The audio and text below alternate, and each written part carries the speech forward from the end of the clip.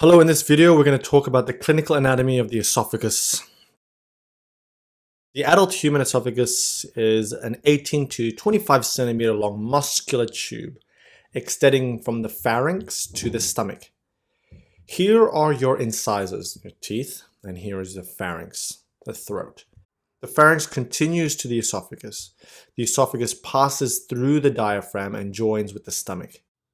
The esophagus has cervical, thoracic, and abdominal parts. The cervical esophagus extends from the pharyngoesophageal junction to the substernal notch.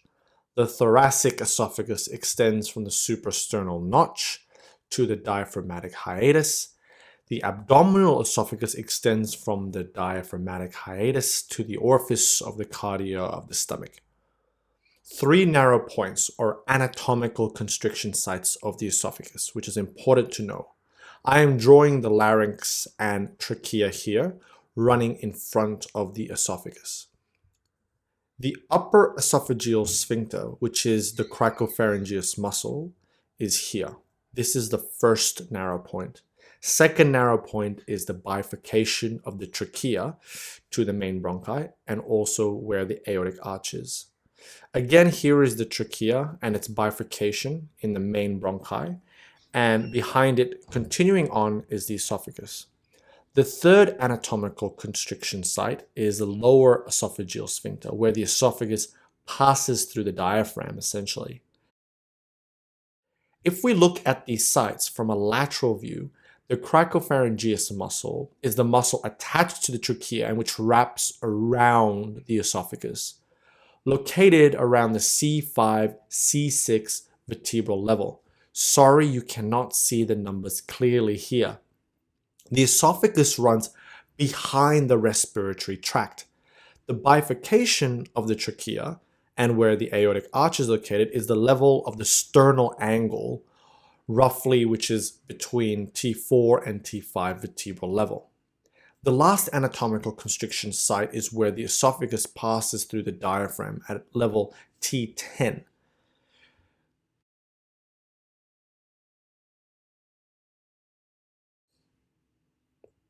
Two high pressure zones prevent the backflow of food. These are the upper and lower esophageal sphincters. These functional zones are located at the upper and lower ends of the esophagus. These are physiological constriction sites as well as anatomical, as we have learned. Some clinical anatomy: gastroesophageal reflux disease, GORD, also known as GERD, is a condition in which reflux of the stomach content into the esophagus results in symptoms such as heartburn, usually due to an incompetent or dysfunctional lower esophageal sphincter. An example of what could cause reflux is alcohol, because alcohol is known to relax the lower esophageal sphincter, allowing food content and the acid to flow backwards, causing irritation of the esophagus. Again, clinical anatomy, the esophageal constriction sites, as we talked about, the sites at which you might expect to swallow foreign bodies, and these foreign bodies can get impacted, and strictures can occur after swallowing corrosive fluids, for example. Not only that, these sites can be potentially difficult sites for gastroscopy to pass through. Strictures, as mentioned, may develop after ingestion of corrosive agents, and lastly, as mentioned, foreign bodies may get stuck in these locations. Clinical anatomy: Zenker's diverticulum, also known as the pharyngeal pouch, is the outpouching of the hypopharynx. So drawing it out, the larynx and trachea here on the left, you have the esophagus running behind it. There are important muscles, the cricopharyngeus and the inferior pharyngeal constrictor, which wraps around the esophagus. The cricopharyngeus, as we know, is the upper esophageal sphincter. If there is a weakened layer around the pharyngoesophageal junction, the mucosa and submucosa layers originating here can pop out, resulting in an outpouching sac.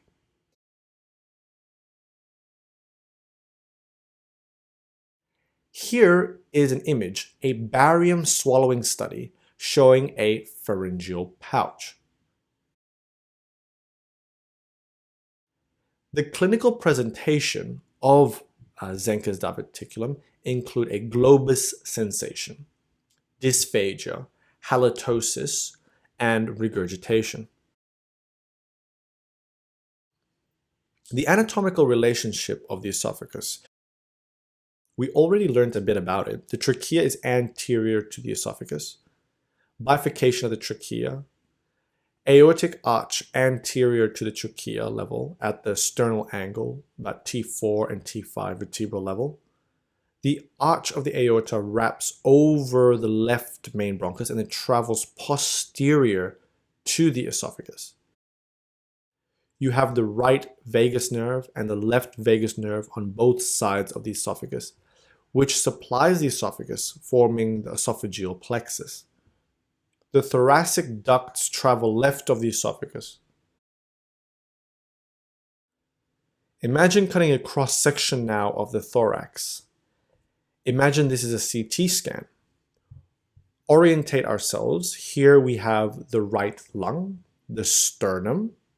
Here is the esophagus at the back. Now this is where we introduce the mediastinum. The mediastinum is the area of the thorax, which can be divided into the superior and inferior compartments.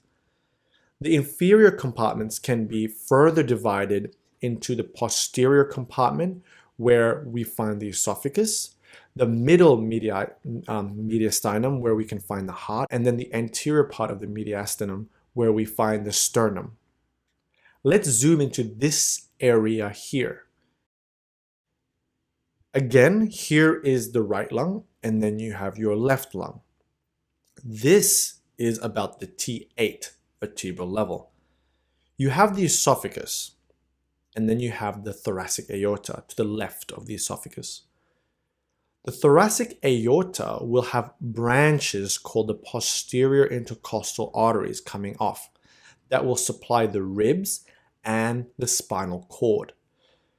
The azygous vein is posterior and to the right of the esophagus and will drain blood into the superior vena cava, which leads us to the venous drainage of the esophagus. You have the esophagus vein, which drains the majority of the esophagus. The hemiazygous vein runs left of the esophagus and joins with the azygous vein on the right. The azygous vein, as mentioned, drains into the superior vena cava. I have not drawn the heart, but imagine it is sitting on the diaphragm in the middle. Now the esophageal vein also anastomoses with the left gastric vein originating below the diaphragm. The left gastric vein drains into the portal vein. The portal vein, as we know, drains into the liver. The portal vein is super important because it drains most of the gastrointestinal organs. It drains the splenic vein, inferior mesenteric vein, and the superior mesenteric vein. Important to realize here, the left gastric vein and esophageal vein anastomoses and is a connection between the portal and systemic venous system and is a potential site for the development of esophageal varices in portal hypertension. So clinical anatomy, esophageal varices. Anastomosis between the azygous and left gastric vein may develop varices from portal hypertension. So drawing this out, here we have the portal vein. You can imagine in liver cirrhosis where the liver becomes fibrosed. This increases resistance in the portal vein, causing portal hypertension. This means that blood can get pushed back to the splenic vein, superior mesenteric vein, and also the left gastric vein, causing esophageal varices. Here is an endoscopic picture of the esophagus, where you can see esophageal varices. Varices is an abnormal dilated vessel with a tortuous course. And these varices can rupture, hemorrhage, you get bleeding. This patient can eventually present with melena, which is black stool, as well as hematemesis, vomiting blood. And this brings us to the blood supply to the esophagus. There are three main ones. And this also is good because you can divide the esophagus into three parts.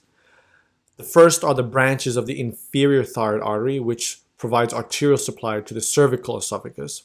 The paired aortic esophageal arteries supply the thoracic esophagus, and then the left gastric artery supplies the abdominal esophagus. When talking about the histology or the pathology of the esophagus, it is good to divide the esophagus into the upper 2/3 and lower third. By dividing it like this, we can easily differentiate the cell types found in the esophagus. Let's focus on the upper 2/3 and zoom into this area and look at the layers of the esophagus from the most inner layer first, which is the mucosa. The upper 2/3 contains stratified squamous epithelial cells, and these cells can develop into squamous carcinoma. Below it, you have the submucosa, which contains mucus glands, goblet cells. The muscle layer is next, and you have an inner striated circular voluntary muscle, and then the external longitudinal muscle. The outermost layer of the esophagus is the adventitia. Lymphatic drainage is to the neck and the mediastinal nodes. Unlike other areas of the GI tract, the esophagus does not have a distinct serosal covering. This allows esophageal tumors to spread more easily and makes them harder to treat surgically. The lower third of the esophagus, the mucosa layer, you have transition from stratified squamous epithelium to columnar epithelium, simple. And these guys can actually develop into adenocarcinomas. The submucosa contain the mucus glands, the goblet cells. The muscle layer here, we can find transition of the inner striated muscles to involuntary smooth muscles. The external or the outer muscle layer is still the longitudinal muscle. The most outer layer is the adventitia. Remember, there is no serosal layer in the esophagus. Lymphatic drainage at the lower third is to the gastric and para-aortic nodes. Let's talk about some embryology of the esophagus. Week 4 of gestation, the respiratory tube and the esophageal tube are forming from the same bud. They separate, respiratory tube moving anteriorly, forming slowly the bronchi and its branches, and then the esophagus is initially very short but elongates rapidly, reaching its final relative length by about week 7. By week 5 and 6, the respiratory tube and esophageal tube have separated. Now you can imagine that if the respiratory tube and the esophageal tube does not separate properly, problems can arise. Some clinical anatomy: tracheoesophageal fistula. It is a pathological connection between the esophagus and the trachea. It is a development abnormality, and there are many types.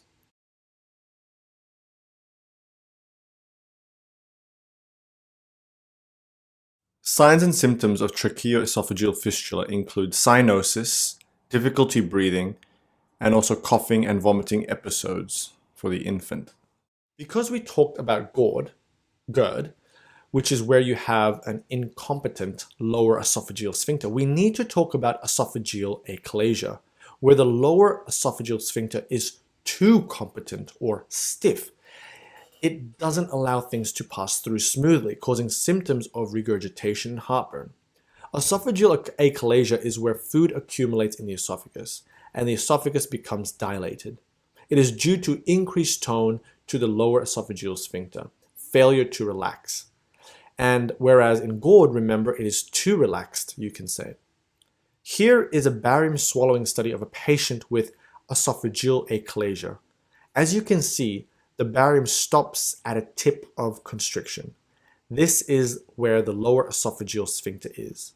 And you can see proximal to that tip, the esophagus is dilated, forming what is known as a bird beak appearance. Thank you for watching this video. I hope you enjoyed it on the esophagus clinical anatomy.